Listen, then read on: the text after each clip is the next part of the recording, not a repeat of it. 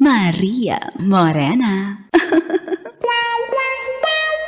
At eto na ang tambayan ng mga mahilig saan.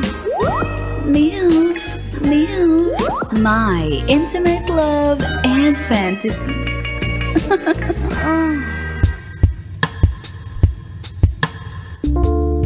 Sa ating episode na pinamaghatang nagyayalang lumabas, tapos may nabuo.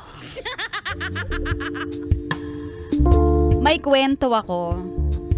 Lalaki ako at share ko lang ang intimate love and fantasy ko sa misis ko. Ay! Puti sa misis mo. Hindi pa talaga kami kasal. May isa na kaming anak at nakatira kami sa pamilya ko. Dahil ako at si tatay na lang din naman ang nakatira sa bahay. Nasa plano ko naman ang magpakasal. Kaso, nauna na ang baby namin kaya nag-decide ako na magtrabaho sa abroad. At si Mrs. nagtatrabaho din. Wow! Full force! Sakto naman at nakapagbakasyon ako sa Pilipinas ng 1 buwan. At sakto dahil pa 1-year-old na ang bebe namin. Aww, cutie pie. Simula nung nagkaanak ako ay nawala na ang mga kalokohan ko sa buhay.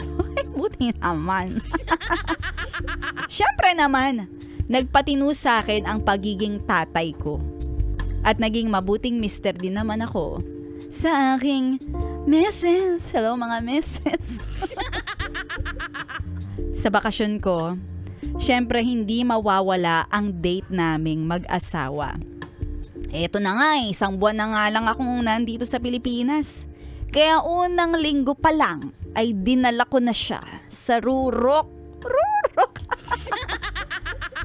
Nag-camping kami dahil kami ni Mrs. ay sa camping nagkakilala.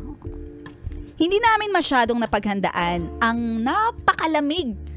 Paggabi pala ay umaabot talaga sa atay ang lamig sa tanay. Dahil wala kaming kumot, ginamit na lang namin ang aming katawan para tanggalin ang aming lamig.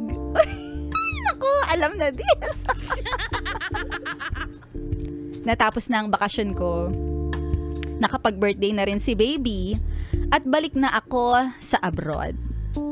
May pabaon na motivation, syempre para ganadong-ganado ako bumalik sa trabaho ko sa abroad.